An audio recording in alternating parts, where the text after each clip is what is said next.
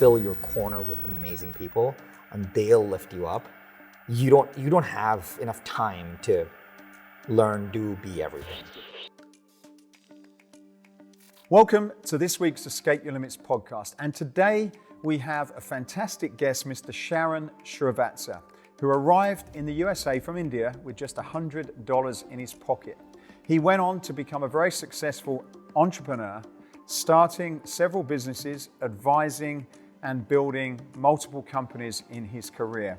He's recently noted for 10xing a company, taking it from $300 million to over $3 billion in revenue in less than 5 years. He's a very impressive guy, and within this interview, we break down a lot of the key business strategies, skills, and habits that he's used in several of his companies. And they're ideas that are relevant not just for huge multi-billion-dollar companies, but for small startups with less than $1 million in revenue. So if you wanted to book this guy or hear him speak, you would pay quite a handsome fee. So my recommendation is to make some time, turn on, and enjoy this episode with Mr. Sharran Srivatsaa. Well, thank you so much for coming here. Awesome. I know you're an extremely busy guy, and I've never actually, I've spoke to lots of people that have talked about kind of 10xing their business. In fact, it seems to be one of the things, that everyone talks about wanting to do, but I've never actually sat across the table from someone that's done it. And not just gone from sort of like 1 million to 10 is to do what you've done, which is to go from 3 million to 3+ billion. That was pretty impressive. Thank you. What kind of mindset does it take to even imagine something so grand to be able to do that? Well, the interesting part though is people think that was by design, but it was actually out of necessity. So we were sitting around, and how it all came about was there was a real estate business here in Orange County in Beverly Hills market that was doing okay. That had the right business plan, but they're doing $300 million ish, which is a great business. Mm-hmm. But it was not the founders, et cetera, were all going the wrong direction. So as an investor, when I came in, they said, hey, what would make this amazing? So I told the board, I was like, hey, if we can get this to $3 billion in top line, we all make so much money. Like, this is a very exciting thing. And they all started laughing. And one of our board members said, well, what would it take to get there? And I said, well, I'm going to tell you, but you're not going to like it. And the first thing they said to me, Matthew, was, well, how long will it take? I said, well, we don't have a lot of time because on average, market cycles historically go every 7 years, historically speaking. And I said, and this was in the beginning of a market cycle. So I said, well, imagine we have 7 years. And it's going to take us 1 to 2 years to both on the front end to figure out what we're doing and to potentially have an exit, or if there's some options around the table. So take 2 years off. We have 5 years. So we've got to do 10x in 5 years. And I said, this is a math play. And the board came back and said, hey, if you can do this, we're all behind you. And so I went up and just wrote a plan to get to 10x in 5 years. And it was just purely based on necessity. Looking back, I was like, wow, that's amazing from a story perspective, but doing it was really, it was hard. I mean, I've never dealt with anything that hard in my life. Right. So was it more like a theory to almost say, well, look, it's good business, but really to make it interesting for everyone, you'd kind of need to be there, and then did you sort of have the belief in that was actually possible? Because it just sounds like such a huge number. 300 million is actually, it's not a small number either, yeah. But, to go from 300 to that, did you kind of like say it with a pinch of salt, or were you really believing in it? No, I believed, so I didn't believe in us getting there. I believed in the process. And so a lot of times you just have to say, okay, can I believe in the math? Hey, the math works. And so I'll give you a very simple example. Our goal was if we did $8.5 million in sales on a daily basis, which is a lot of money, and I get it, right? Because we're also dealing with higher ticket items. If we're dealing with $8.5 million on a daily basis, now it's like, how do I get that to happen? And once you hit your first $8.5 million day, you're like, wait, this is possible. And it totally level shifts you, right? And that's when this is really exciting because there's a concept of minimum standards. And I love talking about this concept of minimum standards because the average person will say something like, well, I wake up at 6 a.m. Well, their minimum standard is they're a 6 a.m. person that they wake up. But suddenly if their life changes and they say now they're a 5 a.m. wake up person, they've instantly lifted their standard and that's part of their normal life.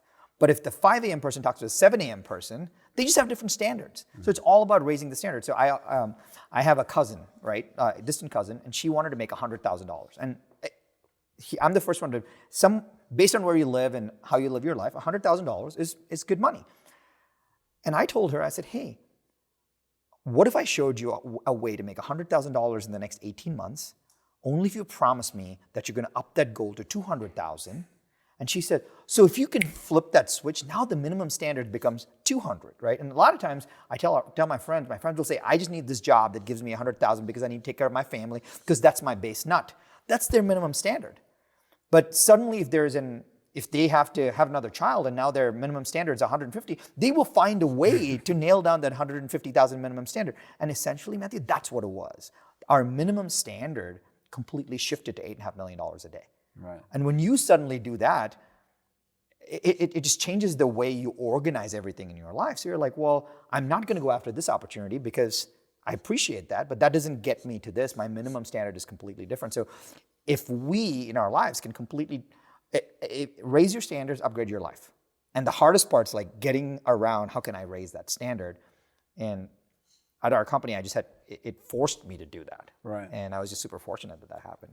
What's the difference between people blindly saying, okay, let's take an example. Maybe you've got a company that's doing 1 million, and that's a lot. And maybe it's a nice concept. Let's 10x it. Let's do 10 million. Yeah. Okay. Which for a business of that size could be quite a lot. What's the difference between just blindly believing in this 10x idea, or being able to say, well, look, can the market actually stand that? Because I know in your situation, or from what I understood, you were the first company to ever actually do a transaction of that size either. So it wasn't like, well, there's a bunch of companies already doing $3.5 billion. All we do is follow them. So if you're the first one to do that, have you got to kind of study the market and say, well, look, could we do this? Or is it a case of saying, well, first I'm going to have the intent to do that, and then we're going to figure out what needs to happen to get there? So spot on, right? So there's two pieces of the puzzle. And I think everybody can use this as kind of a back of the envelope rubric or framework. If we don't have the belief system in place, it's irrelevant. It's just not going to happen. And there's a way to actually short circuit that belief system. And it's very easy. And it's the why, what, how framework, right? And it's not hard. It's just saying, hey, why do I want to do this 3 billion number? Why? And that was the conversation with the board. It was going the wrong direction. We were not going to get our investment back. Multiple things needed to happen for everybody to get the right result. That was the why. Well, what are we going to do for that? Well, we have to hit this number, but we have to hit it in 5 years. Okay, now I know the why and the what. How are we going to do that? Well, we have to do it by hitting $8.5 million a day. Well, how are we going to get $8.5 million a day? Well, we have to hire X number of people to get to that. Well, how are we going to hire the X number of people? Well, we have to talk to this number of people. Then it became very formulaic. Once you believe in that formula, then you're like, wait, I have the why nailed. I kind of know the what. I kind of know the how. I kind of know the pieces. Now I just need to organize my world around me to drive that vision. So now it was very easy to tell the story of, if someone asks me, why are you doing this? Or what are you doing? Or how are you going to get there? I have a very clear answer to get there. And it logically makes sense. And then when it's logical, people have a good belief system. Right. But then comes the tough part. So if anybody wants a formula to 10x a business or grow a business or scale something, I always say, hey, let's not overcomplicate this, right? There's 3 things that we used. If you ask my team right now, they'll say, Sharran's going to tell you the same 3 things over and over, which is you need a singularity of focus. The way we do great things is the way we do fewer things. There's no way. You have to do fewer things to do great things. So our goal was always, hey, we need to hit 10x in 5 years, and we need to hit that $3 billion number. Nothing else was relevant. It did not matter. There was nothing else. My team would say, hey, Sharran, why are you driving to San Diego? Does this help our 10x goal? They would actually put me on the spot for that, right? So the singularity of focus, and I actually think that's the hardest part, because we always come back and say, oh, I could add this ancillary, I could add that, and everything's a distraction. Right. And there's a great Robin Sharma quote. He says, "Focus is more important than intelligence." Yeah, fantastic. This is just so powerful, right? So the singularity focus is number one, because once you do that, you're able to just live into that new belief system. If I say that over and over and over and over, I'm rewiring myself to totally believe in that. So that's. Can I just jump in there for a second then? So when you say singularity of focus, yours was to 10x a company. So would that include, so when you're thinking about your business and it could be, well, look, let's add this service and this product and this, how would you think about those two things? Would you say, well, look, if bringing that in is going to get us to there, then yes. If it's not going to get us there quickly, then that's a distraction. Because I see in a lot of companies, it's very easy to, there is a lot of different things going on. Even in our companies, like we've got this going on and this project and that project. And you're right, you get quite distracted in the detail. So how do you, just talk me through the singularity of focus in terms of that goal, and then how that applies to adding products and services to, which is what you think you're going to use to get to that number. So great question. Let's take an example that everyone will kind of get. So if you look at the Amazon model, if you ask somebody what is the singularity of focus of Amazon, it's an interesting question, right? So if you ask me, I would tell you the singularity of focus of Amazon was what Jeff Bezos said was, what is something that is not going to change? Not what is something that's going to change. What is something that's not going to change? And he's like, hey, people are going to want to buy stuff, and they're going to want it as soon as possible delivered to their doorstep.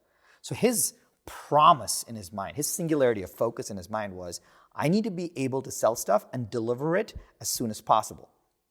That's prime, right? As soon as he hit that, everything else was irrelevant. Like now, so if you think of Amazon, it's not that they have access to everything. There are stores out there where you can go buy everything, but if they don't get shipped to you for 4 weeks, it's irrelevant, right? So his singularity of focus, or what I see as Amazon's kind of driving force, central thesis was, we need to be this superstore and get people stuff in 24 hours. Now, if I can scale that promise, everything wins. So now the question becomes, okay, can we sell auto body parts? Well, it's not going to scale. That doesn't work. That's a distraction. Oh, can we sell food? Yes, that works. That's not a distraction. We need to buy Whole Foods. So like now everything becomes, because now they've got the Whole Foods acquisition. Why? Because you can go pick something up at a locker right next to you. Right. And so it scales that promise. So anytime, if you don't have an organizing thesis around it, and people will make organizing theses like, well, I want to serve 100 millionaires. I'm like, come on, dude. Like that's why. Because people have faked themselves into that number. Some people actually have that for real, right? Like it's their metric. They want to count to, because they know that 100 will lead to something else, and that's cool. But some people just randomly will say, I want to touch 10,000 people. Like, why? Because now your why, what, how is broken because you're not connected to that belief system. Mm-hmm. And that's where, so the singularity, I think the hardest part's nailing down the singularity of focus. And I also believe that, so I get a chance to mentor a bunch of entrepreneurs, CEOs, and my job most with them is, how do we just get clarity on that? Because it's very hard to do it by yourself. Mm-hmm. And there's a great quote that says, when you're inside the bottle, it's hard to read the label, right? And so when I talk to a CEO that I'm mentoring, I'm like, how are you going to go from 33 million to 100 million? He's like, well, I'm doing the same thing over and over again. I'm like, of course. Like, let me give you some perspective. And when you shift the perspective, you're like, wow, that's my focus. Mm. And once someone can really dial into their singularity of focus, like amazing things start to happen. So first in singularity of focus, and you're in your previous company, which is property, is that correct? What was the sort of why and what then for that company? So the big why was the original founders were mismanaging the business, not going the right direction. They weren't getting along. So it was crushing our investment. And for that to recover, we really needed to do something good in a market. So that why was, hey, we're going to put you in, we're going to buy out shareholders, and we're going to take a lot of risk behind this. And this better work. Because I mortgaged my house. I put everything on the line because I knew there was a big reward at the end, potentially speaking. Mm-hmm. And it was a big why there. And then the how we going to do it was kind of, hey, we're going to hit $8.5 million a day. And then who's going to hit $8.5 million? Well, you need a sales force to be able to do that. And then our entire job every single day became about recruiting the sales force. That's all we did. Every single day was recruiting the sales force. That's all we did. And you knew in order to get to that number, it was just a case of getting, building that sales team up, and that would be the way to get to those numbers. Yeah. And I guess you factored in the fact that, some of them were average and some of them weren't. Of course, yeah.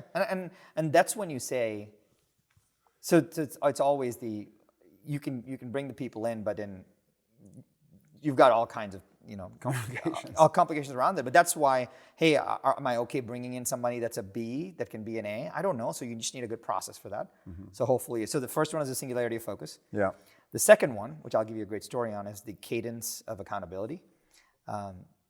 We realized that, and this can apply across anybody. It can to fitness. It can apply to hiring people. It can apply to building technology. We realized that people growth was going to drive our business. So every single morning we had a little huddle, and I had 10 sales managers their job was to go hire more salespeople to drive our sales force.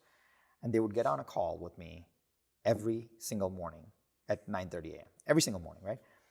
And people were like, well, what would you talk about? And I was like, let me tell you exactly what we talked about. We would go in order around the 10, and they only said two things. They would say the number of appointments that they had yesterday and the number of appointments they're committing to having today. So it was just two numbers. They would say 3, 1. All right, Matthew, you're up. 1, 1. All right, Sharran, you're up. 0, 0. You think on tomorrow's call you're going to come back and say 0, 0 again? Absolutely not. You can't, because of social proof around it. There's so much pressure. So some people will say, I had 7 yesterday, but 0 today, so 7, 0. And my COO is writing all these numbers down, while he's going live on the call. And we do it every single day. And we just respond. Everybody goes through and tells their numbers. And you start to realize that you never want to get back the next morning and say 0, 0. That's it. And so we just realized that appointments drive agreements. And in our world, if we had no appointments, we had no agreements. And so their job was to drive as many appointments as possible to get these agreements. That was the sales manager's job. And so they gave them insane singularity of focus by saying, hey, it's two numbers. If you can't report around these two numbers, see you later, because this job doesn't work for you. And our productivity, our performance, it's just sky high. And all we did was that one call for 15 minutes a day. Right. So that was the cadence of accountability, because you can't hide from that. Those numbers do not lie, right? It's no different than us getting on a weighing scale every morning and being like, am I 169? If I'm not and I'm 172, I'm out. And I have to short circuit and correct this in some way. But people are just too afraid of accountability. So did you do that with sales?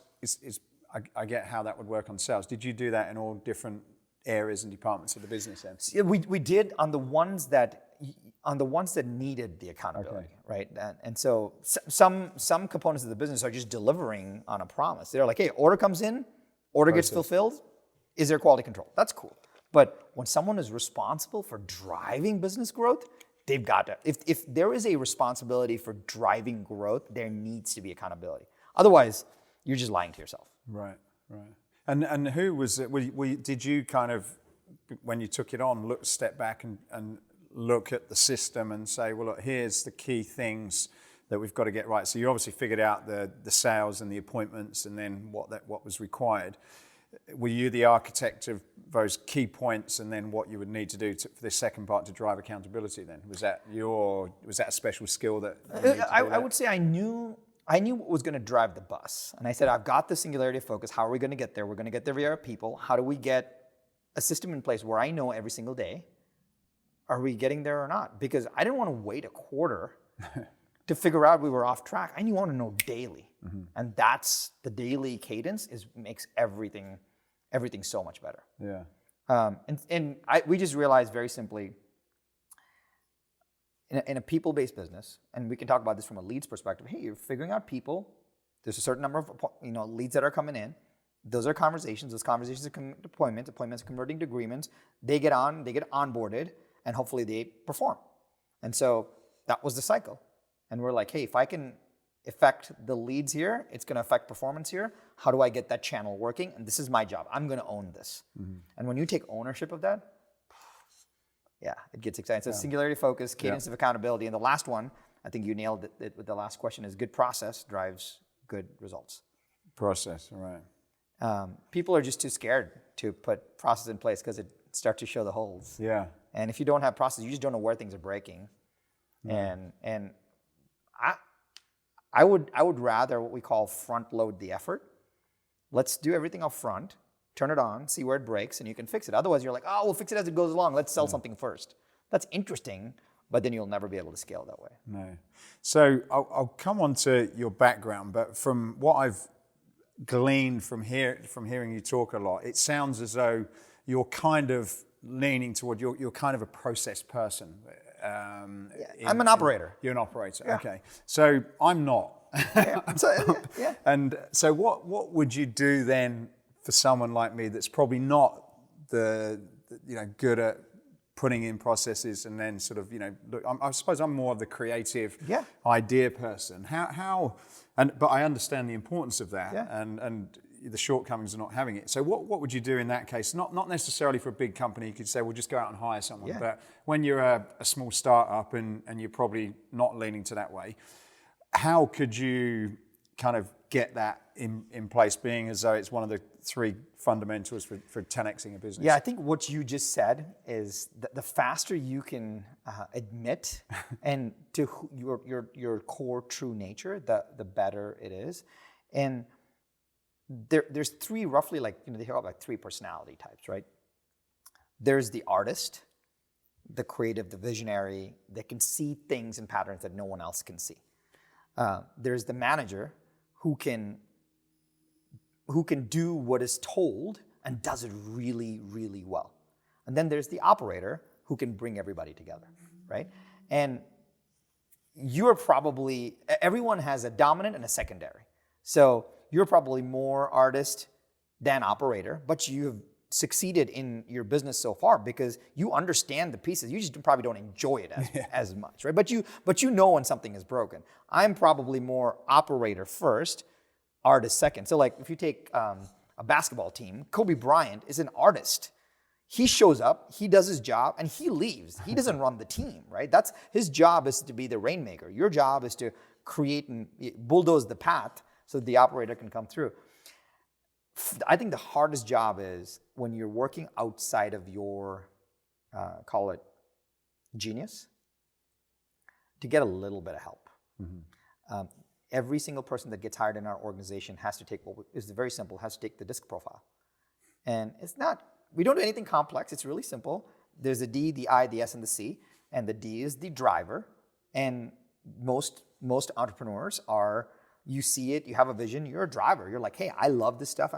And the people that, most operators, are not drivers. They're just like, hey, I get this. These things need to get done. So we know that there's a good DISC match to the roles, conceptually speaking. So if you ever have to put a high driver in an ops role, they'll just get frustrated. You're putting them in the wrong box, right? So I think in today's world, you need some kind of support system around it. So even if it's hiring a consultant to come in and say, hey, listen, I'm going to pay you for 3 months, just set up my systems, and then I'll call you as I need to, that's still cool. Otherwise, you're just banging your head against the wall. Right. And you don't get to work in your genius, and there's nothing more unfair to you and your family than you not working in your genius, because when you go home, you're not a cool dude having spent all day doing accounting. It's just, that's not you, right? And so I think it really frustrates people. And there is no other way. I think you thinking that you can do everything is just really hard. So I always tell people, if you are not at a point where you can get a second person, you need a partner. Right. I've hired partners where I don't pay. I had a COO where my COO came on board and I was like, hey, listen, I'll share equity with you until we make money. You and I take the same comp, but we have different skill sets. Or you can join another team, but I don't think it's worth putting yourself in a position where you have to do everything, because you're just going to hate your life. Yeah, that's good advice, definitely. So for me, you seem as though you're extremely intelligent, and you are extremely intelligent to do what you've done. Tell us a bit about your background, because I think listening to you, assume you kind of it was an easy path. You went straight into university, but that wasn't your story. So just give us a sort of a bit of an overview of kind of how you ended up in America and what your background was. Yeah, it's I've never actually shared. I didn't share this much until recently, and because I was born in India, and it's not considered politically correct or societally accepted to share a bunch of super personal stuff. Like, for example, I probably had every learning disability that there was, meaning, simple things. I'm colorblind, so I failed a lot of tests. Got kicked out of art class. I'm tone deaf, so I never got into music. I'm dyslexic, so I struggled at math. And I have ADD, but people will kind of say that as, well, you're just stupid. And like, it was really hard. I never got my growth spurt as a kid, so I got bullied a lot.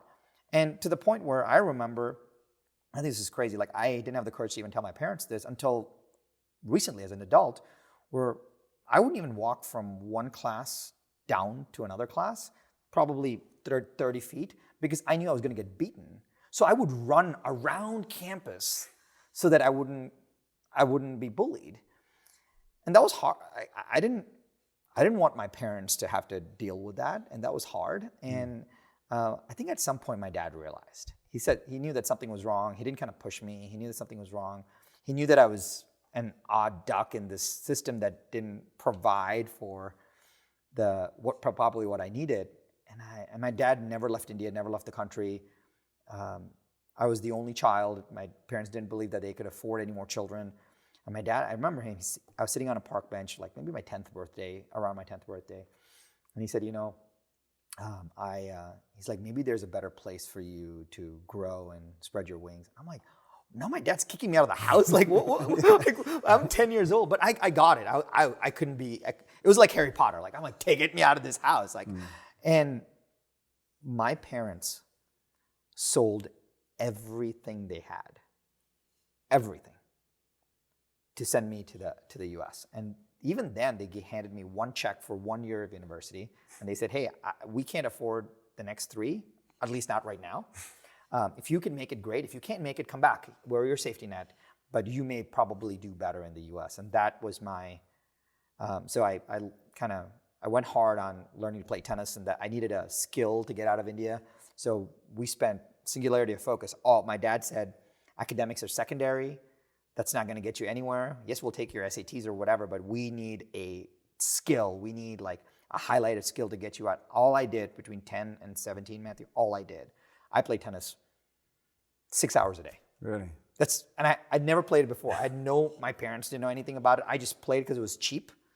It was cheap, and I could just play all day. And that was to sort of get you into a school because academically you wasn't fantastically talented. Right. Exactly. And then, so tennis got me out of the country, and I'll tell a fun story. Like the day I landed in the U.S., I had this international cashier's check, and I take it to the university's office, and I'm like, hey, here's my check for first year of fees. And she's like, great, awesome, welcome to the U.S. This is an international check, so this was a long time ago. It's going to take 10 to 14 days to cash. So come back in 10 to 14 days, but you still have your room and all of that. But I had no money.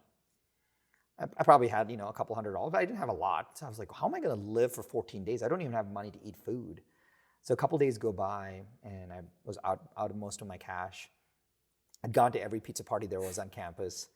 And finally, I was walking back one night, and I saw a couple of guys toss a box of pizza into the dumpster. And I'd not eaten for the day, and I was so hungry. I waited till nightfall. I waited till it was dark. I jumped in the dumpster. I grabbed a box of pizza. There was like 2 old slices in there. I ran to my room. I ate it. And I was like, you know what? One day down, a few more to go. Like, I can handle this. And the crazy part was it happened again the next day. I saw a couple of guys throw some sandwiches, like a big Subway sandwich, inside the dumpster. So I waited till nightfall, jump in the dumpster, grab the Subway sandwiches. It's like an 8x8 dumpster. I can see the streaming light coming into the dumpster at night. And suddenly something just whacks me in my face. And I start bleeding in this and I look and I can see these 2 beady eyes of a raccoon inside this dumpster. I was fighting like for some for my sandwich and a box of Pop-Tarts with a raccoon in a dumpster. And the crazy part is You're fighting over the food. you can't even like make the stuff up. And I didn't even know what to do. I grabbed the box of Pop-Tarts, I grabbed the Subway sandwich, I kid you, I kick the raccoon and I jump and I run. I run, not even looking behind, I just run. I'm bleeding.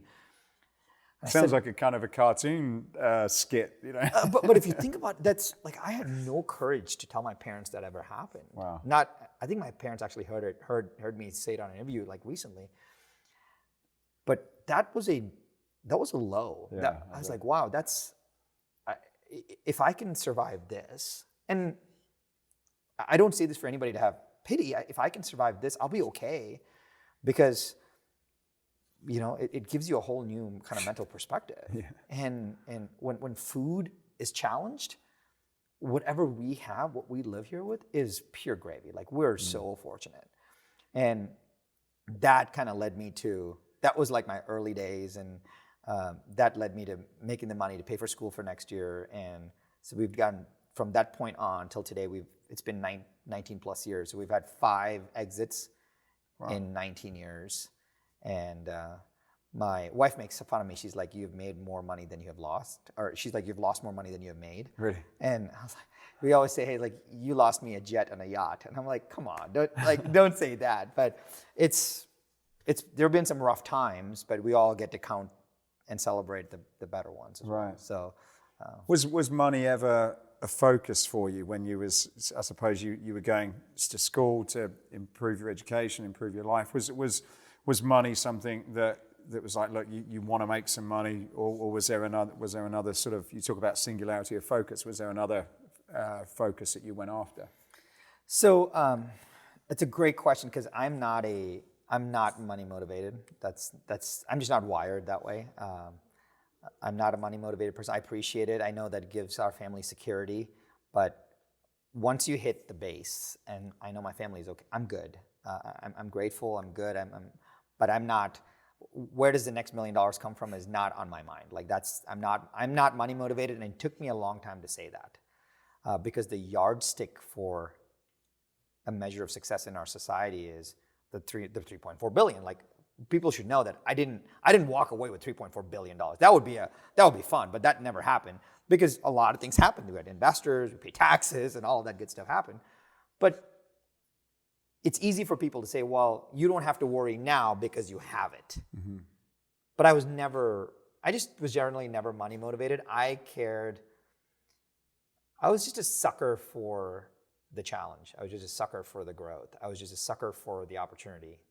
And I'm really like a opportunity hungry person. If I can find an opportunity to build something, I'm a builder. If I can build something, that's why I've lost a lot of money, where I got into something where I know I can build this, and then it crashed and burned, and I lost a big investment. And so I've not built everything that I've set my hands on, but I care more about the challenge of building something than the money that comes after it. Really? And do you think sometimes that can, do you think there can be risks in doing that, in terms of what you want, like that you can get sort of so caught up in the passion of doing it that you probably don't have enough focus on the financials? I know, to give you an example, I'm in the fitness business. Yeah. I love this business. Yeah. You know, I've done it since I was a kid. But sometimes when you're kind of making decisions, you can be doing it because you're just so passionate about it. Yeah. Is that something that you see with other entrepreneurs that you can make? I totally see it. That with the CEOs that I mentor, my first motivation is to figure out, like, what's their driver? What are they motivated by? Is it the significance? Is it the fame? And can they tell me that in a non-judgmental way? Like, I want to know if Jimmy that I'm mentoring is fame motivated. I want to know that, because then we can build his life around it. Let's give him what he's wired to be. And personally, for me, I've taken my eye off the ball multiple times. I'll give you a very simple example. One of my companies, I didn't even read my contract that well. I should have read it better. And after we sold our business, I had something called a ratchet. And a ratchet is essentially a clause that gets triggered that dramatically lowers your value. And so nothing happened. It was just a piece of paper that I never paid any attention to. And this ratchet was 50x, meaning if I was supposed to make $50, I made one. And I had no idea, right? I never had, I didn't even pay attention to that. And that would have created enormous wealth for me and my family. It did fine, but I made 1x. I made $1 instead of 50, right? And so you get better. You're like, well, that's not going to happen again. Yeah. And so you learn because people, my mentor always tell me, you shouldn't have to get rich twice. Right. And like losing it once, we haven't lost it, but I've had a lot of opportunities to have made more. And since my focus was not on that, I didn't do as well. So right now, I just have really great advisors. So my CPAs and my attorneys, I trust them implicitly, and unless they can sign off on that stuff, I just don't even do it, because I know that just like you being the visionary, the artist, the entrepreneur, I know that I struggle with that a little bit, and I will do it for the sheer joy of building something great.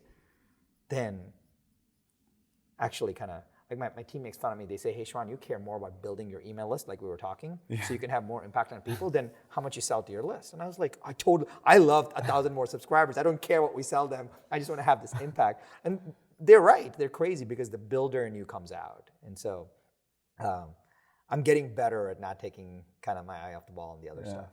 You talk about mentors, and I get when you get to a certain size, it's easy to be able to go and pick sort of pretty much who you want. But when you're starting out, and again, the guy or girl that's got the 1 million business, and they've probably got a lot of bills to pay and a family to look after, how can you go about searching out a mentor? Is it some, do you have to pay a lot of money for it? Because some of them, you look at people online that are offering business coaching. One, you don't really know whether they're legit, which is the first thing. And two, a lot of the cases, it's a serious amount of money. And I suppose to give people guidance about what to do when money is tight, and probably even 5,000 could be spent to generate some leads. What advice would you give? What's a good way to start with a mentor? Have you sort of got any examples that would be worth sharing on that front? Totally. So I don't think most entrepreneurs are ready for a mentor. And I'll tell you why. Because they have not been one themselves. It's very hard to leverage a mentor and really have a great mentor-mentee relationship. And so if you were mentoring me, I have no idea how to be a good mentee. Like, I just don't understand it, right? And that's why a lot of times people, they struggle and break down. But I would say the first thing that an entrepreneur should do right now, if you're watching this show, following what Matthew does, the first thing you should do is you make a commitment right now that over the next 12 months, you are going to go and be a mentor to someone else. If you can, because now when that person succeeds, you're gonna learn the greatest concept of mentoring, which is holding the space. You now are gonna say, all right, I'm working with Wendy. Wendy is amazing. I care more about her success than my ego at that time. And then when she does really well, it lights you up. And when you feel that, and then when you go hire somebody and you can see that reaction, now you know. I will tell you that I tell a lot of the CEOs that I mentor that they need to go get someone else that they coach. They will never appreciate the relationship otherwise. Otherwise, they'll be like, oh, hey, Matthew, I work with you. I write you a check. I'm going to text you all the time. I'm going to call you all the time. So they start to use you as a crutch instead of a support system. Mm-hmm. So I'd say the fundamental thing that you would do, like you should stop. The greatest thing from a growth perspective is you should just at least once find someone, and do not charge them. Like, find somebody that you can go mentor. That is your gift to yourself. Mm. Because once you do that, you actually figure out what it is to be one, and then when you have one, it makes a great difference. The second thing I'll tell you is, if you don't pay them in some form, there's no consideration, then there's no seriousness. Right. I do not believe, I do not take on, I call them money, or this, a couple of the companies I'm part of, they gave me a significant part of the company. And that's cool because there's a symbol of seriousness associated with it. So if a $1 million business came and said, hey, Sharran, I'll do whatever it takes to work with you to grow, but I can't write you your check. I'd be like, okay, that's interesting, but then I'm going to take a piece of your business. And now it becomes a negotiation. I'm like, hey, I'm not going to take a piece of your business for the 1 million that you built, because that's how I work. That's not fair on me. But I will take, you want to go from 1 to 5? Well, I'm going to take a piece of the growth because I'm helping you get there. But you got to do what I say, because this is a partnership now, because I own a piece of your business. And the people that are willing to do that, now it's up to me whether I think that they can or can't do that. Sometimes it's a combination of cash and stock, et cetera. But here's an really, like my first mentor. I went to a conference. I'm sitting, there's probably 30, 40 entrepreneurs in the room. I'm sitting in the back. I'm so skeptical. I'm like, who is this lady? What is she talking about? So she comes on stage. She looks interesting. She starts talking. I'm like, oh, okay, I connected with her. So I pull out my notebook. I'm starting to take notes. And it was one of those surreal experiences where I would have a question and magically she would just answer it without me asking.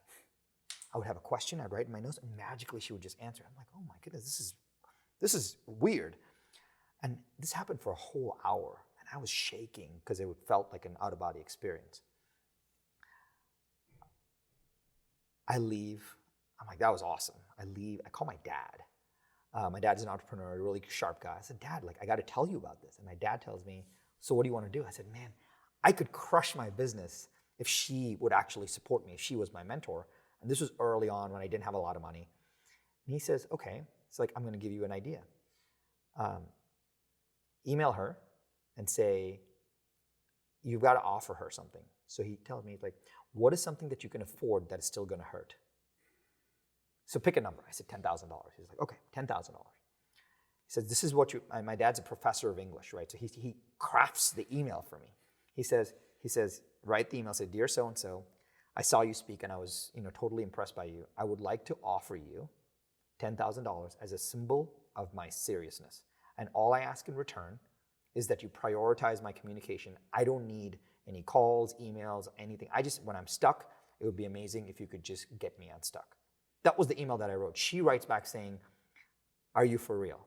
I said, yes. She's like, write it up. So I wrote it up, signed it, sent it to her, and wired her the money. And she became and she helped me so much. She became my first mentor. We had no live coaching sessions or anything like that. And that's when I believed that I don't need to talk to you 30 minutes a week for the next, I just need you when I need you right now. Mm-hmm. I'm like, Matthew, I'm stuck. And you're like, okay, great, what's up? And if I can't articulate that, you can be like, Sharran, seriously? That's your gym model? Like, let me tell you, you're missing these 3 pieces. Do this, write it up, and I can help you with it. Like, you can solve it so fast because you have outside eyes. And I have a CEO that I mentor who's a millennial right now. We have a contract, and I'll give you the numbers. We have a contract. He pays me $50,000 a year, and I never talk to him. It is text message only, and he probably texts me 4 or 5 times a month, right? 50,000. 50,000. And right. in the last 3 years, when we started working together, his business was doing $33 million a year, and he'd been doing that same thing for 5 years. At the end of 2020, he did 113 million. And you can be darn sure I got a piece of the growth, right? Because, but he's like, I don't want to talk to you because that's not how he's wired. And people are like, when am I going to get my calls? I'm like, you're messed up. It's got nothing to do with your calls. I got this guy, he just listened and he was open to it. And I shared the numbers with you because I want to make this real for people. And because that was a symbol of his seriousness. You can be darn sure when I get a text message from him, I am all over it, right? Because I know that he needs me at that time. But he doesn't bother me the rest of the time. But I didn't take him on because for the first year, he had to be a mentor to someone else. Mm-hmm. And only then was he ready. And that changed our relationship completely. Right. So I would say, first be a mentor to somebody else. The second thing is, while you're doing that, I would get into mastermind groups. If you can kind of build a 5-6 person group, which you can be really honest with, just to have a support system, that's really good because all we need is a support system. Mm-hmm. And then I would actually say, hey, when I hit $1 million, I'm going to set aside, pick a number, $4,000 a month, and I'm going to go and find this person. And I'm constantly in the search of, people that, and I have zero problem writing the check because they give me, as soon as you realize the result they give you, it's amazing. So, I mean, one of my coaches lives in, she's a great mindset person. She lives in Australia. And I talk to her often, but I met her once. she saw me speak at a conference. She helped me right away. I hired her on the spot, and she's going to be my coach for life. Like, she's fantastic. And I just do video calls with her, and I pay her whatever she asks for. And it's amazing. And you talked about mastermind groups then. So if you can't do that or not ready for that, then are you saying then to sort of probably get a group of people where you meet and just talk through some of these ideas, the right type of like-minded people? Is that something you see works as well? I think it works really well if you have a commitment from the group and you have a moderator. Right. If you don't have those two, it's a free-for-all, and that's why it doesn't work. So I have a couple of mastermind groups that I run. So we have like startup entrepreneurs that pay to be a part of this group. And we always let one person in when they're not quite ready to be there yet, so they feel like the group can lift them up. But without the moderator, the group breaks down, because now they're like, well, I'm not going to show up. I can't make it this week. And so we have mandatory attendance, and like the group shows, and it's all on Zoom, live on webinar, but people show up. And I'll give you the format. Like if you want to build a mastermind group, just agree on a format. The format is you have 10 people. You take January off and December off because it's already messy at those times. You meet every third Thursday between 2 p.m. and 3:30 p.m. The format is this. Everybody has 5 minutes to go around and give a very quick update. Hey, here's a highlight to my personal life. Here's a highlight to my business. Here's a highlight to my family. Everybody goes around so you get context. And now it opens up and the team's a little vulnerable. So that's the kind of the icebreaker. One person presents, and either they teach or they present a problem. Hey, this is what I do in my business. This is how someone should do. And the rest of the group gives feedback, all positive only on that, because now people are more comfortable presenting, and then it's open forum on people to ask questions. That's all you have to do.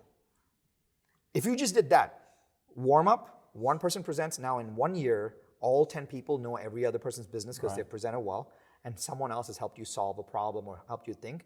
And now because of personal, family, et cetera, you do that, and you sign a code of 100% confidentiality. Whatever stays in the group happens in the group, stays in the group. Don't even talk to your spouse about it. If you just did that and you stayed with that, that's the ultimate mastermind. I run all our mastermind groups that way. That's our ultimate mastermind group format, because it's amazing how the group can help each other when there is structure. Yeah. So I would do that first, and then you can start to kind of bring in coaches and things like that. Yeah. So coming back then to when you're starting a business. So if you're starting, one of the things that I've sort of had probably a couple of times in our business career is you kind of get to a stage where business is probably doing okay. You want to grow, but it's almost like you don't know what to do. There's probably a lot of different options, which is probably a distraction. And it's like, well, where do I start? And I listened to you talking about kind of, the company, the last company you bought and sold, and where you had to put this plan together. And I heard you talking about you was in a similar place where it was like, how is this all going to come together? What advice have you got for someone that's in that position? And it's like I don't know what I don't know. You can flood yourself with information. You can go to all these courses, and the more you sort of think about it, the more confused you end up getting. Totally. Let's do something really great where I'm a big fan of. I don't need to know the answer, but if I can self-diagnose a little bit about the problem, at least I can go research the answer, ask some people, get on your podcast, like look and say, hey, this was a really great story by Andy Harrington. He talked about how to sell in the back of the room. Like I can go do something very specific, right? And by the way, everyone should watch. Great episode, by the way, right? Thanks. So anytime I look at anyone's business, I always try to like functionally break it down into 3 pieces. And then these are the 3 pieces. It's traffic, systems, and skills. I always ask, I'm like, okay, so if I have more traffic, if I just have more leads and opportunities coming through the door, will everything work? And the easiest way to think about that is roughly 10x the number of leads. So let's say 100 leads were coming in every single day into your gym. Yeah. Or 100, and you suddenly started getting 1,000. Can you handle it? Will it work? Because otherwise, if that doesn't help your business, that means that's not the problem. So traffic is one thing. So I always look at traffic. And then you can really have the conversation around whether that traffic is, and you can just say, hey, if I get 1,000 more leads, will it change my business? If that alone will change the business, that means you found kind of the weak spot. But generally, it's not just one thing. So the second one is the systems. You're like, okay, well, if I get 1,000 more leads, well, are they going to get a text message back? Are they going to get email back? Who's going to schedule them? Do I have enough people to do the appointments? So do I have a systems problem? Okay, well, now let's say I get 1,000 leads. I convert them into appointments. Are all my reps, do they have the right skills to convert those appointments? You're like, wait, now I have a traffic systems and skills problem? This is too much.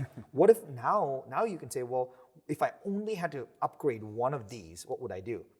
Hey, I got 1,000 leads coming in, 100 leads coming in every month. Awesome. We're converting 10. Maybe I can just better my conversion. What if I just did the cheapest possible thing, which is I'm going to train my team for 1 hour a day for the next week and see if they can just take the 100 and instead of just converting 10, they can convert 12. So nothing changes on the front end. They only convert more.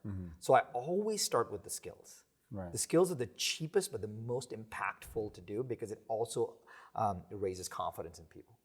So anytime, anything, you should think about, if you think about your business, you're like, okay, do I need more leads? Yeah. Do I need better systems or I need better skills? You upgrade skills, everything will start to work better. So I always start with the skills first, always. And then I just turn on the lead spigot a little bit more. And I say, okay, I want to see if my system can handle it. Is my system broken or not? So I just up the quality of it. I just pay more for the leads. And if they come in and I can still handle it, your skills are better so you can convert more. If everything breaks, then you know you have a systems problem. Essentially, everything in the world just will break down into traffic systems and skills. And so the easiest way to upgrade your business is to upgrade the skills in your business. The easiest way. Upgrade the sales skills, upgrade the delivery skills, upgrade the customer service skills, upgrade the closing skills. If you want to grow, it's probably in the skills area, and that's probably the cheapest way. And you could honestly binge watch like 14 YouTube videos on sales and upgrade skills, right? It's free because systems and leads cost money like out of the gate. And so I always start with the skills first and then work my way around. So coming back to the business, which you, again, 10x, when you looked at the key things within that business that were fairly universal that could apply to a personal training business, a health club chain, whatever, what would you say was one of the key things that you did there that would be universal that as an owner, operator, entrepreneur, that you really need to focus on? Because again, you've got everything. You've got finance, you've got marketing, you've got sales, you've got operations, there's customer service, there's lots of different bits. And again, from Matt's single focus, what's your thoughts on that? And I know it's a difficult question. No, actually, it's not, because and I'll tell you why. If we can solve this, everything else becomes a lot easier. I'm not saying that's a silver bullet. I'm just saying if you can have this, everything becomes a lot easier.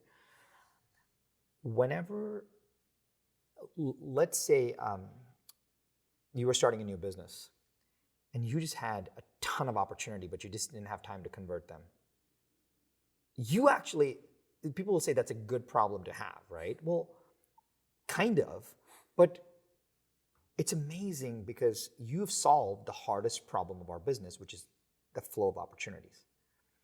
No one says, I'm really good at, I'm really good at finance. Now I just need to go generate more leads. That's how everybody thinks. But instead, you're like, I have all the opportunities. Who can actually work on these opportunities? So I always say, an entrepreneur's lifeblood is understanding their cost per lead. If they can just solve their cost per lead, everything starts to work. So for example, if I'm selling cars and my car is $30,000 and my net profit on a car, I'm gonna make easy numbers, is $1,000. I can technically go and spend $1,000 in lead generation and break even. Because net, I got a client, that potential client may give me more referrals, but net, even if I spent $1,000 to generate one sale, I break even. Anything more than $1,000, I'm losing money. So for a $30,000 car, $1,000 net profit, I can pay $1,000 for a lead. Now the problem most entrepreneurs will see is, well, I would never pay $1,000 for leads. But that's the mindset you need to get out of. So I always talk about this concept called break-even cost per lead. That's the break-even. Your total profit, net profit, is the maximum amount you can spend to achieve a lead. I was talking to a coach, and this coach sells $6,500 6-month package. So it's a $6,500 paid up front, and there's a coaching program for a certain sales result. And I asked him, I said, hey, so what are you spending on leads? He's like, oh, I'm generating $23 leads. I said, okay, great. how many of those $23 leads convert? He goes, oh, for every 4 leads, I get 1 appointment. And for every 4 appointments, I get 1 close. I go, wait a minute. Every 4 leads, 1 appointment. And every 4 appointments, 1 close. So for every $400, you're making a $6,500 package. How much is profit on that? He's like, it's coaching, so it's 100% margin. I said, dude, you are not spending enough money to generate more leads. Like, how much more time do you have? He's like, I have a ton of time. I said, just up your lead budget just to start. What if I told you for every $1,000 you spend, you could get a client? He goes, I would never spend $1,000. I was like, why? You're making $6,500. That's when that's when the mindset starts to change. And I'm not telling someone has to spend the same amount. I'm just saying you need to know. You need to know what that is. Right. So what you're doing is the net profit, everything rolled in, and the amount that you spend needs to at least be under what that is. Is that correct? Right? Yeah. Otherwise, you're losing money. Yeah. And for a lot, I actually will tell you that most people think that when they hear that number, like $1,000 for itself, they're like, I never thought that possible. Right. I have people that are saying I wouldn't pay $6 a lead. Like, this is. I have a real estate agent selling homes in Laguna Beach for $25,000 per transaction, and they're crying about $6 leads. I was like, you know how many leads you can generate for that? Like, that's insane. But no one knows because they look at the absolute cost of generating a lead, and they don't know. They have no scale to evaluate this by. The formula, you can print money. You can literally print money, because if I told, think about this. Imagine if we had a car dealership and you and I are partners and we know we're making $1,000 profit. I would go to every store in the corner and I would say, hey, for every lead you send me, I will give you $500. So these guys would be like, wait, what? And I said, if they buy a car, post sale, you'll get $500. Okay, right. Or for every person you send to my store, like you can go to a concierge at a hotel. For every person you send to my store, I'll give you $50. And you know that for every 20 people that come, buy a car. Right. So net, you win regardless. Yeah. And you stay busy and your system starts to work, et cetera. I actually believe that people don't spend enough money on lead generation. Even though lead costs are going up, they don't spend enough because they don't know how much they can spend.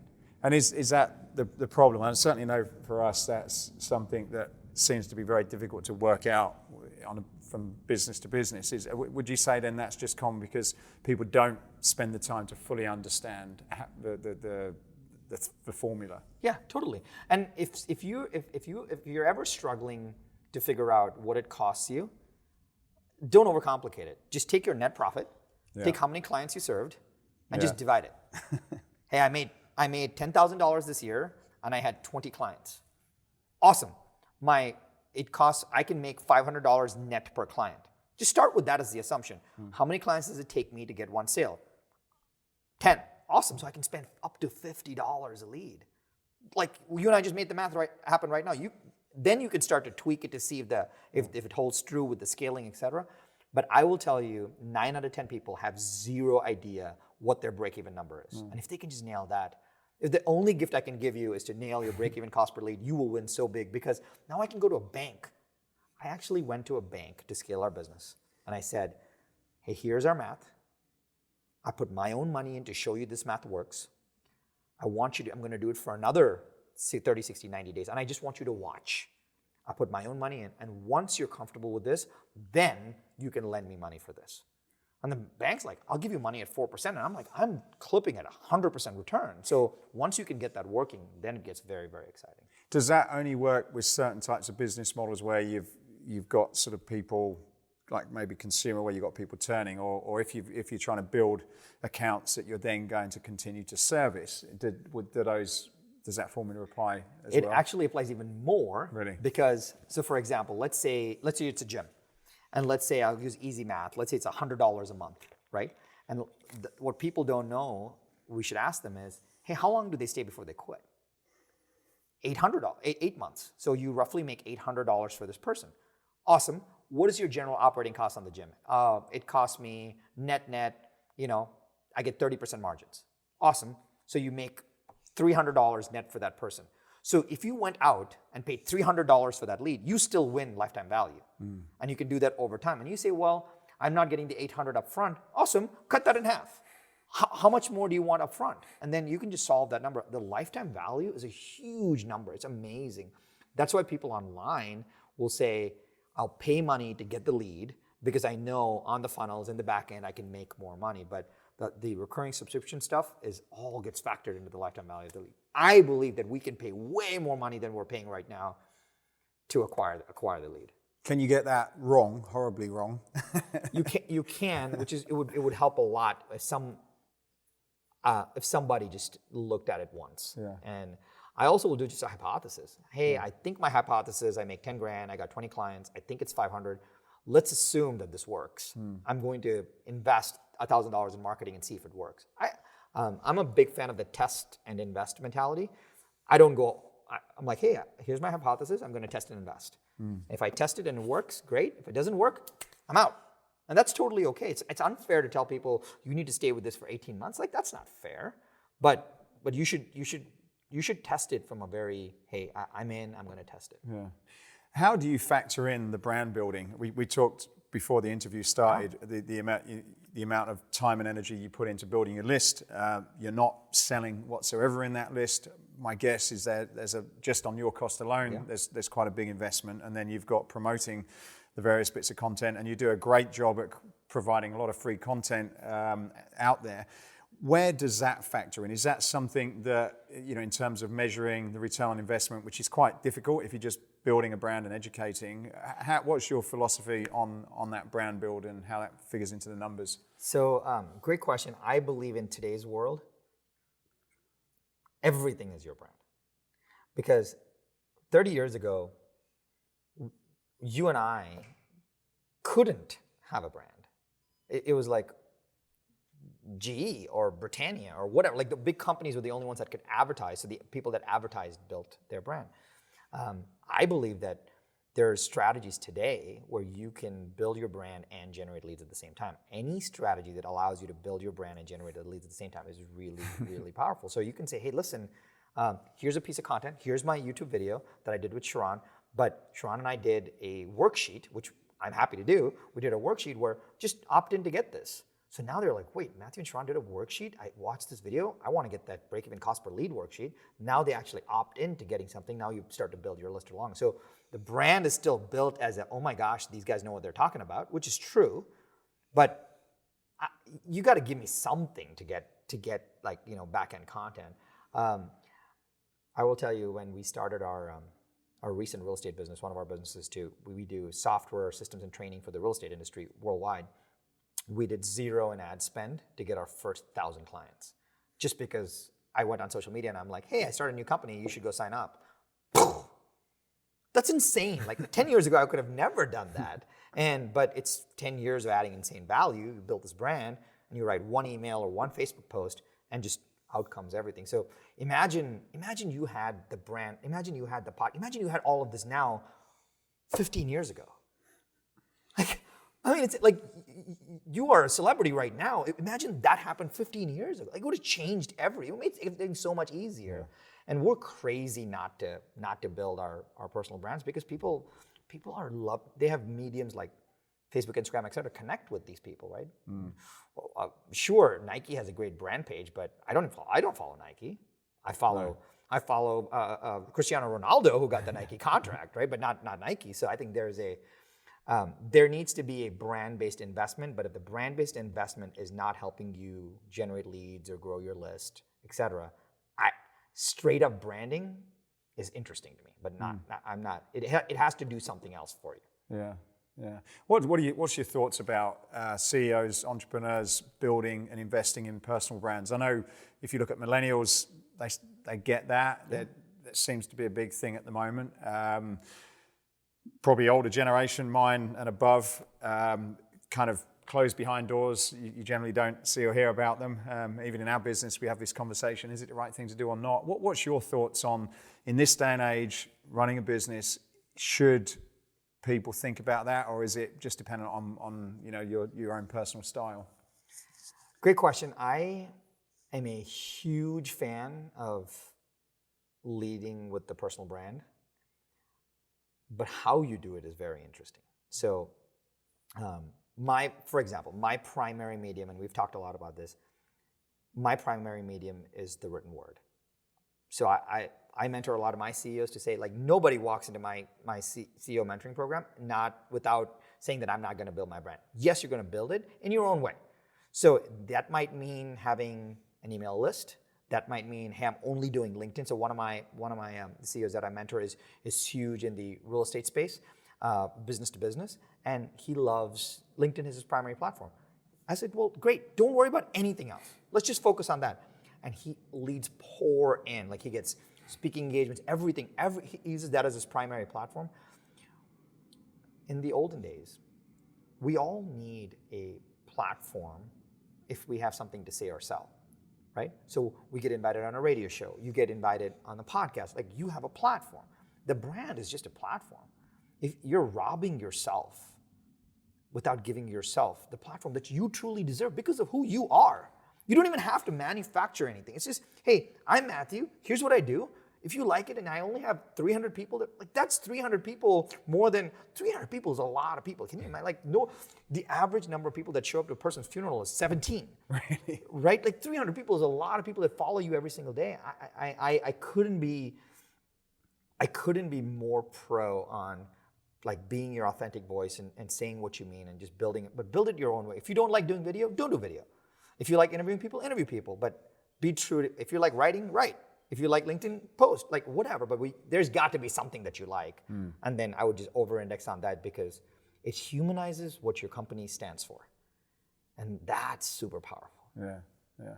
One of the things I've heard you talk about is people in terms of the business, and I guess sort of underestimating the importance of getting that culture right. I know now you've got a business that operates globally. What's some of the things that you've learned in your career about building a team and culture where you probably can't see everybody every day? Any tips and advice on that? If you can take something, culture is cadence. Everyone thinks that, oh, I would walk in the office and I got to feel. No, like, culture is all about cadence. You can't just show up one day and have a company holiday party and make everybody feel good once a year. Like, that doesn't work, right? It is I'll give you something very simple that we do.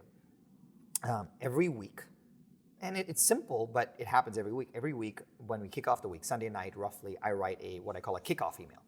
And I write the kickoff email, and I'm like, hey, here's my view on the world. It's got nothing to do with the business. It's whatever I'm thinking about, but it goes to everybody at the company. So they know they're going to get something short on, hey, while we work in the business, Sharran's thinking about how we grow. That's the connection that they have, because I am. On Friday of every week, either my president or my COO, he writes a recap. And the recap is, hey, top 10 things I'm really grateful for this week. Sharran and Matthew got together, we did this, we pushed out this, and it's just a list. Those two bookend the weeks really well, right? And in the middle of the week, every week for 15 to 30 minutes, we do an all hands culture call, all hands call. And the all hands call, I don't run it. Someone else gets to teach or share something. So one person will be like, hey, I want you all to read this book, and I'll tell you why I like it, and here are the Cliff's Notes. I want to tell you about car racing. So people get to come in and share that, and that happens every single week. That's all the three things that we do. Do you find on those calls where you get people, I think we've tried different things. How do you find people gets engaged, or is it kind of fairly quiet on the calls? Because I know it's difficult with conference calls. You don't even know if people are engaged. How's that work for you? So we try not to do, like, when the teams get really big, it gets messy. So when we're doing a one-to-many call, like a broadcast, and there's hundreds of people on, I try to keep it short, and I say, hey, I want to tell you about 4 things, 1, 2, 3, 4. I'm going to send you a video, done. We're off. Right. But on our culture calls, we only have our core team, which is like 13 to 15 people. And so let's say, hey, you guys are going to go listen to the interview that Matthew and Sharran did, and we're going to talk about it. And then it's all live on Zoom on video. Right. Everybody's video has to be on. Has to be on. I don't care if you're on a baseball, you have to be on. I don't care. And then you get to say one thing about it. So I just pick the squares and I just go around, and everybody says, hey, I like this, hey, I like that, hey, I like this, hey, I like that. You keep going, and you're like, awesome, thank you so much for being on. Click done. But it also makes it, and sometimes people will say, I didn't watch it. Cool, I respect that. Or, hey, I watched it. I don't really have anything to share, but thanks for doing it. Great, awesome. I was like, don't fake it. You didn't watch it, tell us you didn't watch it, and that's okay. But now, if you're never going to go 3 weeks without because then you kind of get the reputation. But we do everything on video. We don't do anything conference call anymore. Everything is on video, every single thing. And I think from a remote or across cultures and across geographies, I think video has done an amazing job. So even if I'm calling clients, I just call them on FaceTime. I try whatever it takes, unless I'm driving, to use video infrastructure. And some people are like, well, I don't look like Lance Armstrong or whatever, right? But I'm just like, hey, listen, video is video. They know who you are. And we push the cadence component a lot. We also do a daily huddle call. The daily huddle is 9:30 every single morning for 15 minutes. Same exact thing that I told you before. What did I do yesterday? What am I committed to doing today? What did I do yesterday? And we just go around the team. Team gets done. We're done in 15 minutes. We're off. Next morning, same exact thing. So it keeps everybody on the cadence perspective that they feel cared for. And it's not like in a week, one person just goes off and then you have to bring them back. Yeah. So it's all, I believe that culture is all about cadence. And if you ever want to change something, you can just change it in your weekly rhetoric. You can just start to change it. It's very hard to move a ship otherwise if you're only talking to them once a quarter. So the daily stuff, I get them used to the daily stuff. Yeah. Does it take a while to get people used to that daily? Because we have a lot of weekly calls, conference calls with different departments, but daily seems a lot. Do you have to sort of work initially to kind of get everybody comfortable with, right, we're going to speak every morning, and then are you the one that is the one that kind of gets the discipline in place to ensure that it just always happens? It's on the calendar. This is what we do. And it's the hardest part, what people don't like mechanically is when a 9:30 to 9:45 call becomes 9:30 to 10:30, right? And so at 9:45, the thing goes, hey, we're done. Anybody else needs updates? We'll catch up tomorrow or offline. Done. So you're really respectful of the time. So they always know that it's valuable. When I say 15 minutes, it's 15 minutes. And if we go over, like you lose your integrity otherwise. And some companies don't need the daily calls. And so I would actually start with, hey, we're going to do 3 days a week. And we can catch up offline if we want to do anything else. But 3 days a week, going from once a week to 3 days a week for 15, it'll change everything. It'll change everything. Some companies do, like the CEOs that I mentor, they just do daily updates in their Slack channels. So they just come in and say, hey, today I'm working on this, tomorrow I'm working on this. And they just put it as a text update. And that's okay too. But it leaves for that connection. And the cadence is super important. So what about skills and habits as an individual entrepreneur? You've been for a number of different businesses. Are there any habits that you've found have just really, really worked for you to keep you on track? Because I guess, again, as you're building businesses, and you go through different stages and you have your personal life going on, and we talked about fitness before, and there's a lot happening. So if there's some sort of non-negotiables, I suppose, or that you look to develop or improve a skill, what are some of those things that you found that have worked in your career? So the more kind of milestones we have in our day, I think the better we do. And I think the only milestone that most people have is their alarm in the morning, right? And say, hey, and for a lot of people, that changes every single day. I believe that the more kind of anchors you have during the day, it just keeps you in line. So for example, the more important thing than the morning alarm, I think, is a night alarm. Right? Your morning starts the night before. And so I have a timer that goes off at night. At least it just alerts me saying, hey, are you choosing to stay up on work? Are you choosing to stay up and watch Netflix? Or you know that this is the time to go to bed. I wake up every morning at 4:45. I'm not a morning person, but I do it because I run something called the 5 a.m. Club. So it's a 5-minute call at 5 a.m. Pacific time every single morning, 365 days a year. And it started off with 3 people, grew to 10, grew to 300. Today we have over 5,000 people on the call. And anyone can join on it, can they? Anyone can join. It's 5amclub.net. It's completely free. And the Facebook community is insane. It's super powerful. And we have a couple of guest speakers, et cetera, but it's all in the group. And I have a 5,000 person accountability group because I do this call almost every single day of the week. So I wake up at 4:45. But the only reason I can do that is because I have a night routine. Yeah. And the only way you can have a night routine is if you organize your day. A lot of times, so my biggest tip is, a lot of times people have like a to-do list.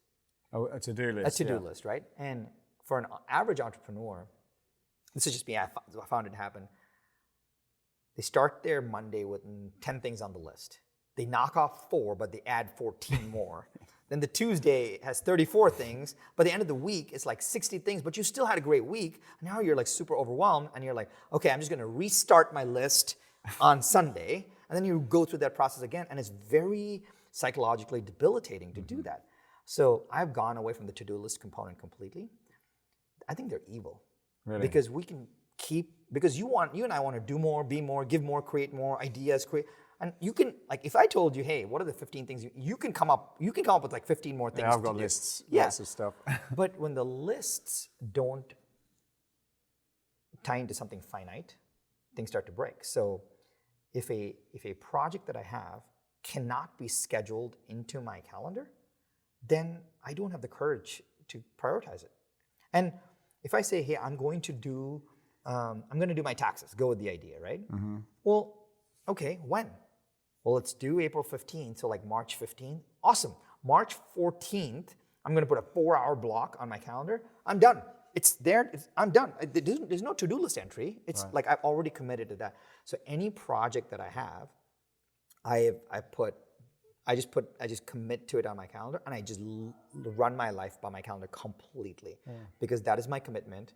And if I don't get it done, it's probably because I either misprioritized, or a task that would have taken 3 hours, I kind of put it as 1, and I'm like, oh crap, I need more time for this. Yeah. But as soon as people go to that, now you look at your calendar, you're like, okay.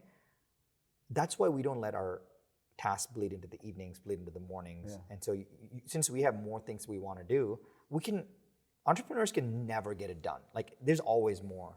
I find that works, like you said. I've tried lots of different systems for years, and I've been on courses and all kinds of stuff. And I find the thing that you said, when you schedule it, it's done, and it almost takes it off your list. The bit that I struggle with is that you do get lots of great ideas, and probably because I'm creative, they all come to me, and it's, oh yeah, that's good, and that's good, and that's a good marketing strategy. So what do you do with all those great ideas that it's like, well, I don't want to forget about that because it's good, but it's just, I can't schedule it for the moment. Right. So you just need universal capture. So I just do voice notes. Okay. Because it's way faster than writing. Yeah. I just click record, and I voice note, click record, and I voice note all the ideas, and I just do I do a weekly review. So I have a 2-hour block on a Sunday, and my entire job is not to do any work. It's just organize. Right. And I tell my team, organization before execution. I like that. That. If you are beautifully organized, you just will stress less. Yeah. And it'll also help us to do fewer things. Like I want to do this more. I want to build this funnel. You don't. Like, it's not just. So for 2 hours on a Sunday, I just sit there and like, am I going to do that? I'm just going to save it. I'm going to just save it. So you just organize your life. Just my calendar looks good. I'm not doing any work. I'm just organizing. And then instantly my anxiety just. Yeah, I used to, before I had children, I used to go to the gym on Saturday mornings before I worked out. And that's all I used to do. And I used to, at the end of it, I felt brilliant, because it's like, well, it was probably a psychological thing, but everything kind of had its place, and I felt in control, and I dumped everything out of my head, and I'm like, okay, I can enjoy the weekend. Obviously, with life and a family, I've not got that amount of free time, but I like the fact of, like you said, just calling it where you're not actually going to do any work, so you're not pressured into taking an idea and then doing something. All you're doing is just figuring stuff out, putting it in place, and then you can relax. I think that's a great. And I generally do that with the Wi-Fi turned off, because when you have the Wi-Fi on, you will do stuff. The emails come. And you're like, oh, I wonder what this is. You click the link, but you don't need to you don't need the internet to organize, right? You can put stuff on your calendar. So I try to Wi-Fi off. I just organize, and then if I really need something, I go back on, get it, go back off again. So that discipline is really powerful. And then I just shut my computer down. I feel better. I think a relaxed and organized entrepreneur is a really, really good entrepreneur.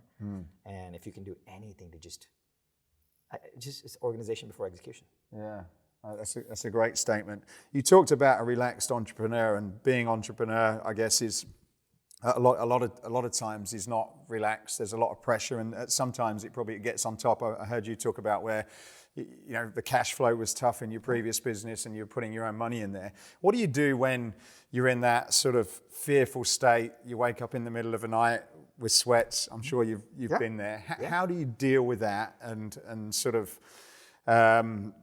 continue to do what's the right thing for the business without that sort of consuming your whole life and putting you in a bad mood and all that sort of stuff that happens? That's tough. I'd be lying if I told you that that I had an answer for that. I'll tell you how I cope.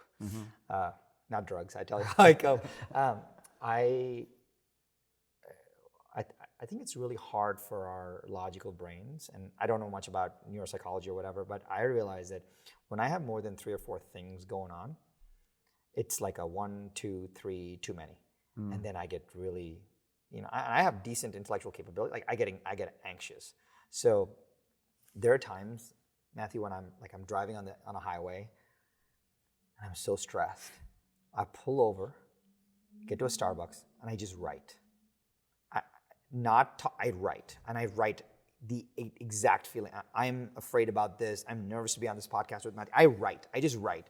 And I write to the point where sometimes my hand can't keep up fast enough but I keep writing until I dump the entire vessel. And sometimes it's 5 minutes, sometimes it's 15 minutes. But I've never gone more than like 15, 20 minutes because you get tired. And once you get all that out, you're like, it's just because there's this great saying, I say that all the time, I don't know where I heard it. It's fear has no place on paper. Right. And just, otherwise it's in our heads. Yeah. And that's my coping mechanism. I just try to get the fear out. That's a good idea. And I have probably 3 times a week, I will pull over at a random Starbucks and just write. And 15, 20 minutes, now I'll get back on the road and I feel so much better. Then I can play AC/DC or whatever in the car, but I write a lot. That's one way I cope. The other way I cope is I'm trying to evaluate what I have on my to-do list to my goals. And I think that's really hard. So people will say, well, I got this new opportunity. I got this new speaking gig. I'm like, great, I appreciate that. They pay a lot of money, but it's not in my 2020 goals. So I'm going to gently decline. My wife just went nuts when I told her that. She's like, this is a big check. And I said, well, yeah, but it doesn't align with my 2020 goals. It's only going to stress me out some more. I don't want to take this trip. It's not my singularity, folks. I'm not going to do it. But let's be gracious about it. Let's maybe punt the opportunity to the next year. But I'm not going to do it this year. But when you start to evaluate what you have to do with the 3 to 4 goals that you have, I think it makes you realize whether you want to do it or not. And the third thing I'll tell you is transformations don't happen in isolation, right? As entrepreneurs, like we're lone wolves. We think that we can solve it all, and there are not many people around like us. But in fact, there's a lot more than you would imagine, and that's why small mastermind groups with like regular getting together where you actually, people say, oh, your mastermind group is just therapy. And I'm like, you know what? Fine. It makes me a better entrepreneur. It makes me say I'm anxious. Can you imagine sitting in a group of 10 people and saying, hey, I'm struggling because we reinvested all our profits into growth and it's not working and it's like stressing me out. The 9 other people can understand that. But if I came home and told that to my wife, she'd be like, go get me some more milk, right? And I think that's the hard part. The isolation is really tough, and we've got to get out of our head for isolation and like be around people who get us more. And when I walk out of my mastermind group, I just feel better. I feel like I'm in good company. I feel like someone gets me. I feel like I'm not alone. And the isolation is really tough for people. So I don't have an answer for the cash flow stuff, but I do have an answer for how you cope around it, because the longer you and I can stay in the game, we win. Yeah. And I just want to live to fight. And if you could, it will happen, right? Because at some point, your hard work, your passion will pay off. But you gotta get a support system around you. Yeah, I know if I've ever had an issue and I've wanted to write to someone and felt quite passionate about it, I've spent probably half an hour putting this email together. And when I've done it and thought exactly about the words, and in a lot of cases, I'm like, actually, I don't need to send that now. I feel kind better. of got it off my chest. Yeah, totally, 100%, right? That's what I tell a lot of people, hey, when you write that email, write the subject line, write the email, don't put the to person in there, because as soon as you put you'll randomly send it. Just don't put the to in there, right? And so write the email. But it's no different than just, because you give yourself a vehicle to organize your thoughts, and now you feel more organized. Yeah. When you and I hang out and have this conversation, you're like, oh, I do that, but I'm just going to add this. And then if I can get your anxiety down 20 points, that's amazing, because your productivity is 10x that now. And that's what holds us back a lot, I think. And that's why I'm able to help a CEO that I never talked to, because I can de-escalate him on text message, right? And that's super powerful because he's inside the bottle. And I think that we have a big opportunity there. I'm a big fan of entrepreneurs. I invite every entrepreneur, like, follow me on Instagram, direct message me if I can help. If I can't share a resource with you, I'll try to help in any way that I can. But we got to kind of stick together, because it's a lonely business sometimes from how we operate. Yeah. With goals, briefly, you sound as though you're very this singularity of focus. How many goals do you think you should put on your list at the beginning of the year, and how do you structure them? Do you have personal, work, fitness, etc., and do you have a list? Do you have just a couple? What's your So it's very simple. Here's a great question. I just use a simple format so I don't overwhelm myself. There's a money goal because I think it's a weird, if you don't have the money, you can't sustain the message, very simply. There's a meaning goal. Hey, how do I contribute? What am I doing here? There's a relationships goal, and then I just have this cool factor goal.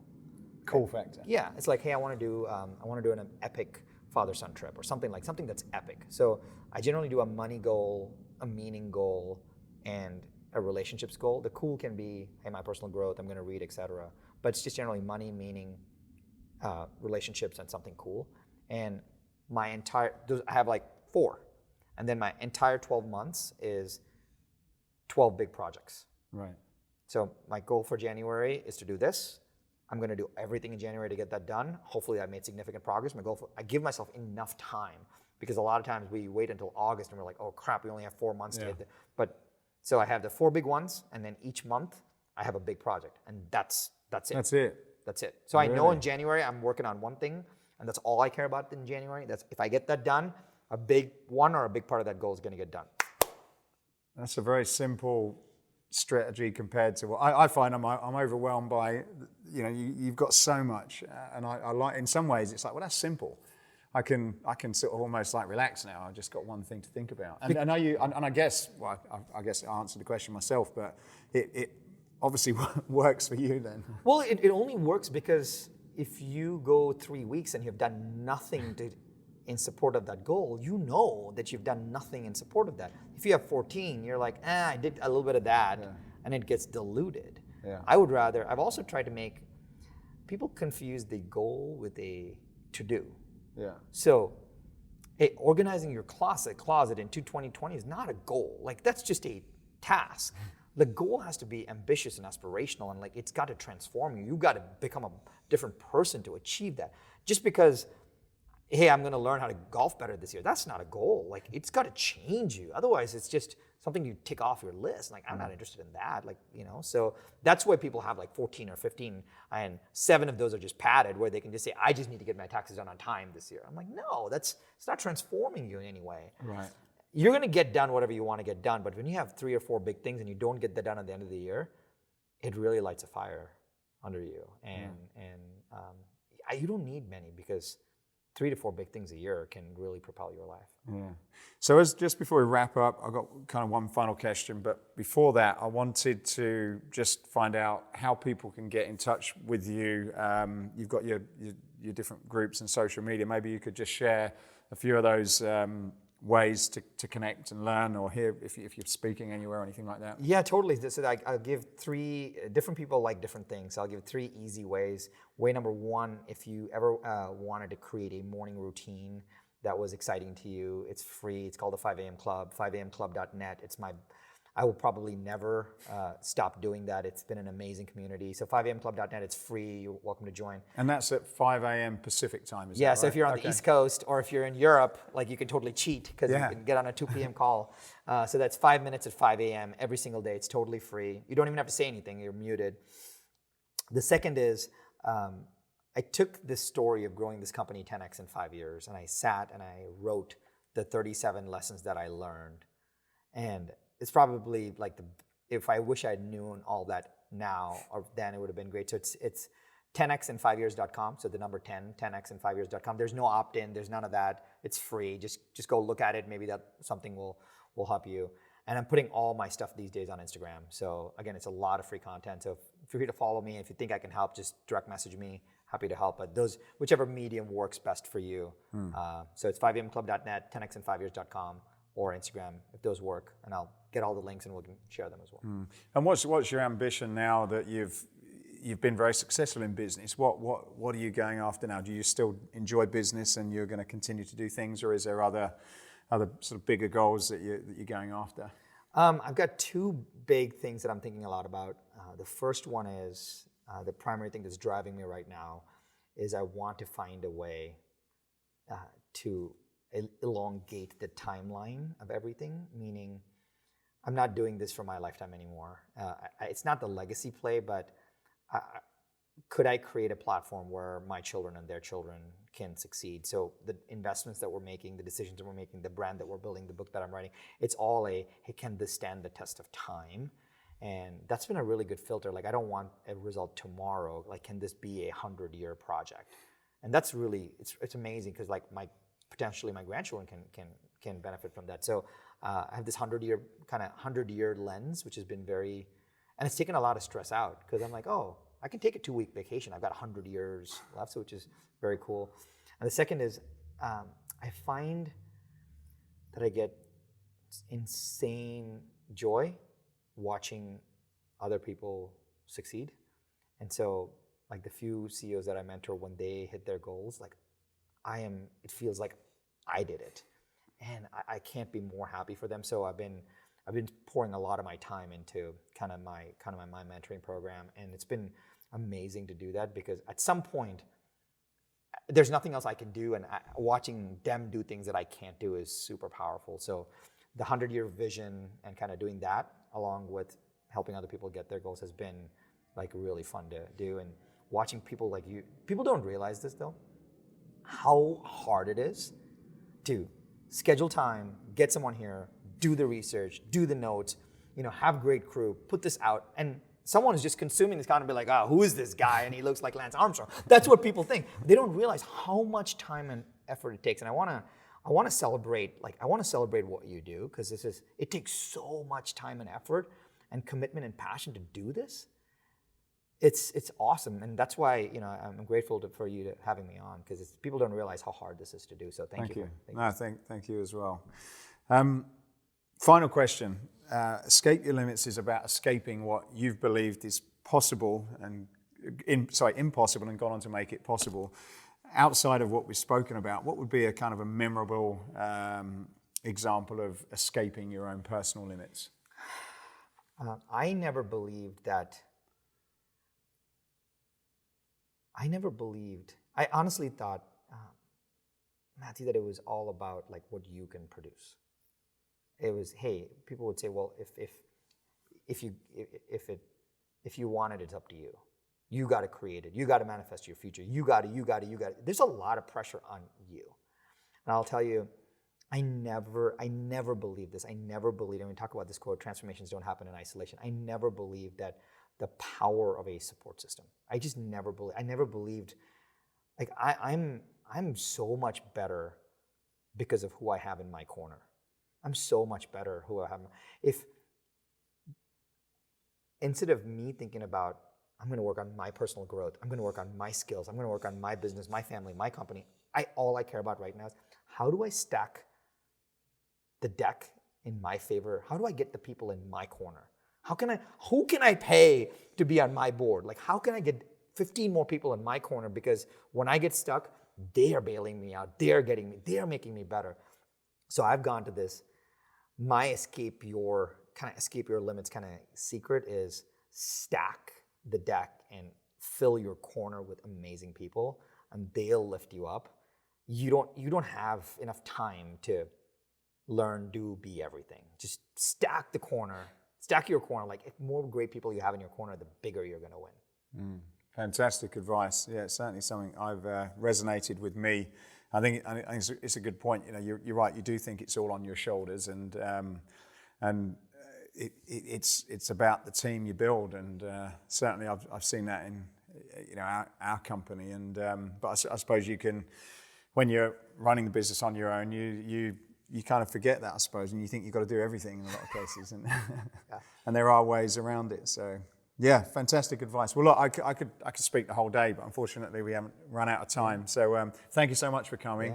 I'd recommend anyone, if they don't, check out the stuff, the awesome free content that you do on Instagram as well. And I hope we can keep in touch and maybe get you back in the future. You got it. Thank you so much for having me. Thank you. Hey, I hope you enjoyed this podcast. If you did, then please go over to iTunes and subscribe to the Escape Your Limits podcast.